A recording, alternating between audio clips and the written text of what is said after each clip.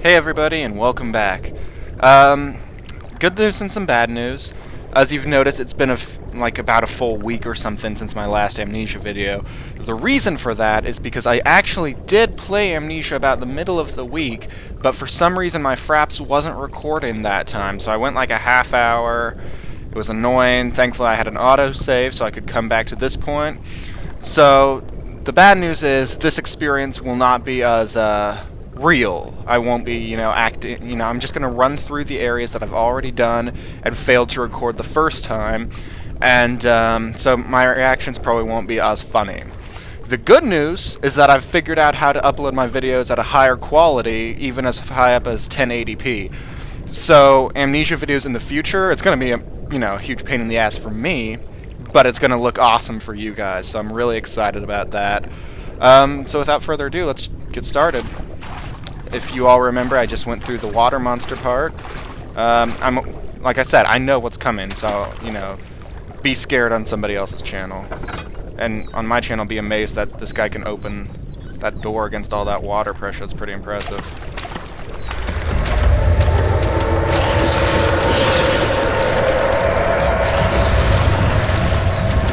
At this phase of the game, you kind of have to run away from the water monster. He's chasing you. There's no way you can, just jump on something to escape from him. You have to run.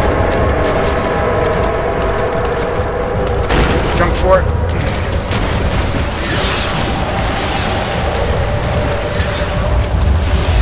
It's pretty intense, though.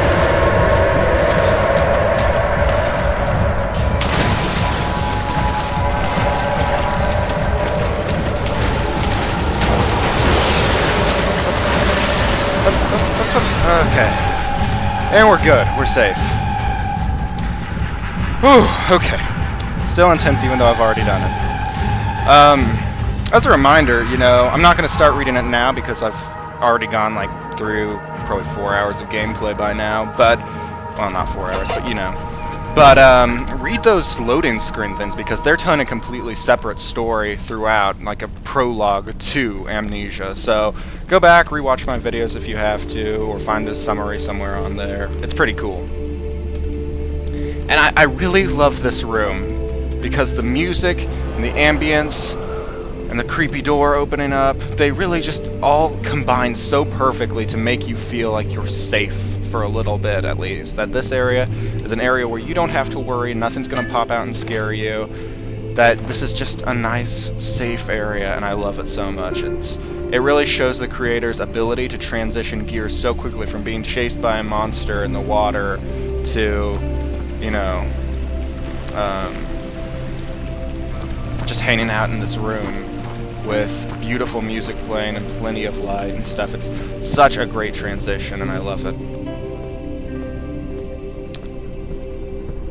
As I've already mentioned, I have a, I guess I'll shut up for this part. You have an ascending room. Will it take us to the inner sanctum? It will definitely take care of the vertical part of our journey. So, you have ridden an elevator before?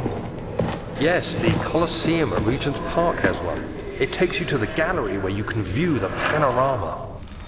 Good. This ride might be a little longer, and in the other direction. Hard to imagine a time when elevators were a novelty, huh? Also hard to imagine a time when an invisible water monster chases a scared British dude through... God, I don't even know. I'm still angry about that. So like I said, this video is me going to just be going over the places I've already gone over. So I'm not going into the machine room. That's all still unknown. What I have gone through is the study, and I've gone through the guest bedroom. And those two are both right up here, and I just figured I'd knock them out really fast, make this a quick video, quick compared to my other Amnesia videos, and just get us all caught up, and then start, heavily working on the story again after this. This was midterm week, and so I didn't have a lot of free time for playing games. Well, I did, but I didn't have a lot of free time for playing Amnesia. Because I have to set aside 4 hours to play, and then compress, and then upload, and it's just a huge pain in the ass. But let's go to the study.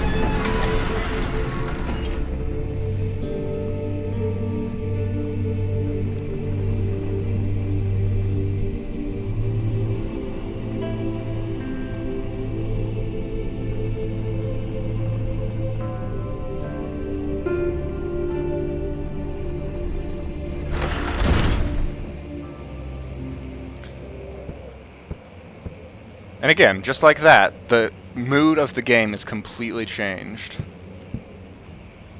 It's a really tiny painting. I'm not actually sure why that's necessary.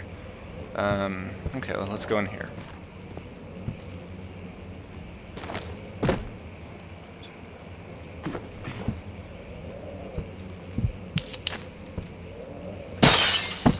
Ha! Ooh, cross.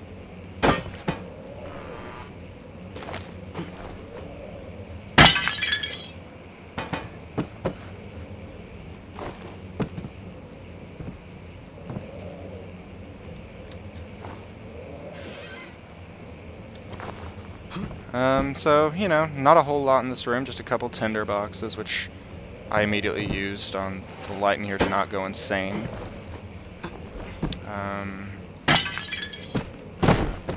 Just looking around.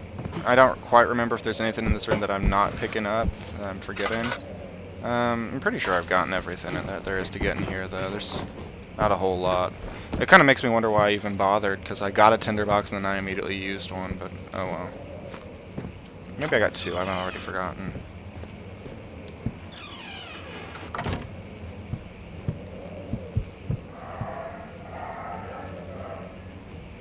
Okay, so the dog is still barking, that's cool.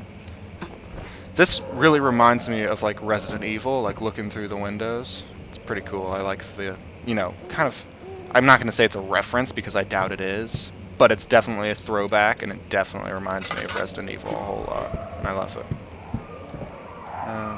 There's a whole bunch of dogs going crazy in the game, that's weird. Okay, well let's see what this letter says. Letter regarding the discovery of an orb. To my most trusted student and friend, Jonathan Vare.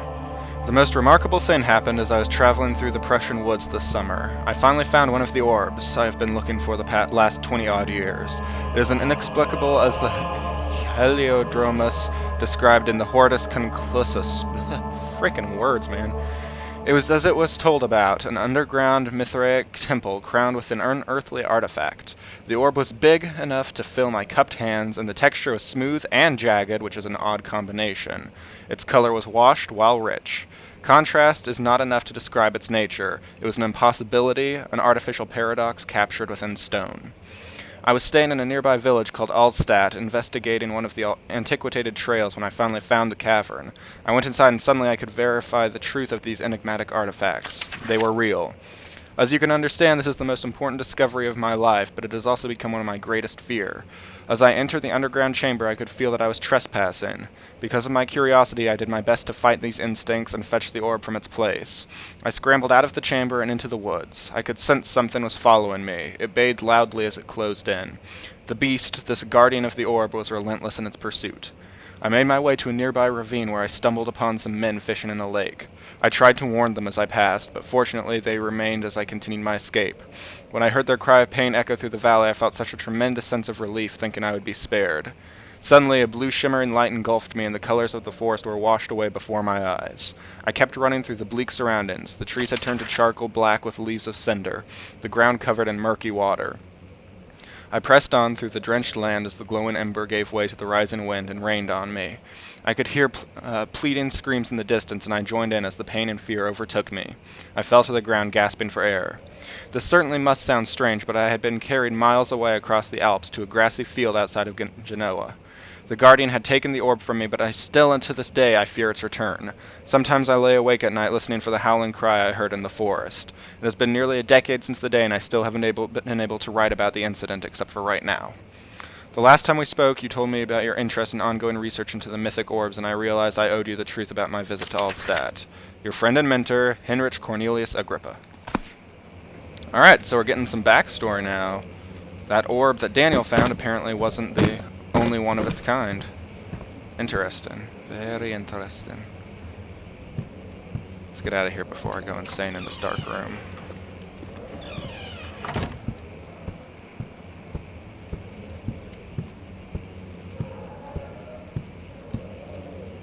It's weird. Looks like bullet holes.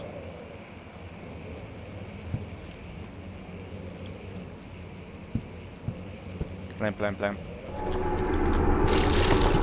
Ah. Okay.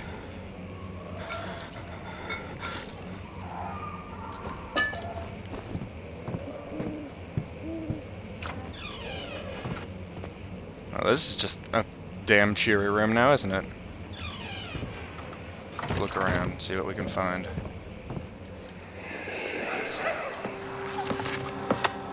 Let's see what you have to offer.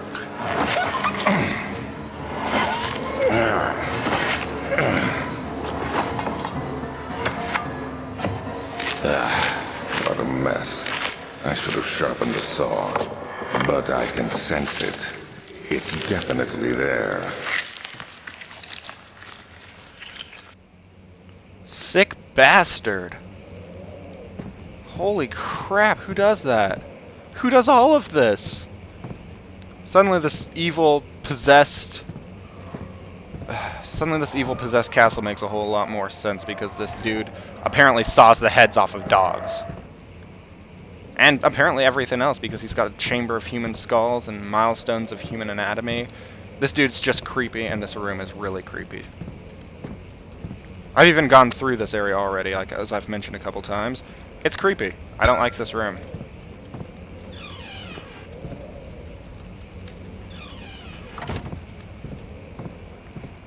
And I don't like you, good sir.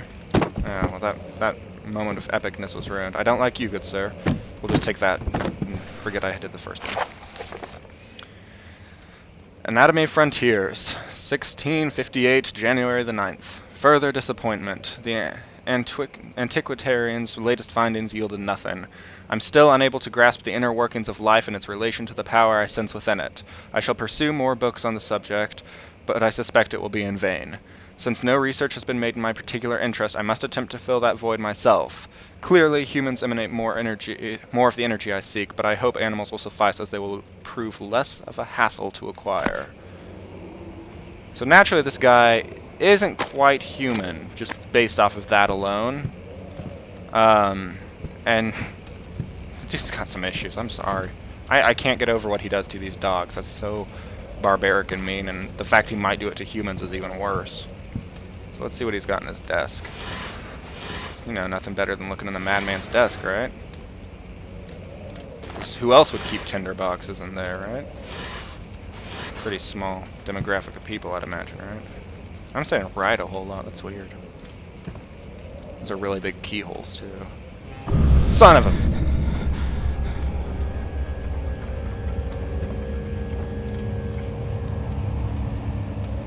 Who would do that? Who would put these skulls in their cabinet? They don't serve a purpose. You don't need the skulls in your cabinet. The only reason to ever put skulls in your cabinet is to scare people who open your cabinet. That's the only reason. This Alexander really needs to get punched in the face. So we come upon what appears to be a dead end. So, thankfully the game was helpful enough to provide us with the most obvious clue ever. Just gonna take a hammer. So take the hammer.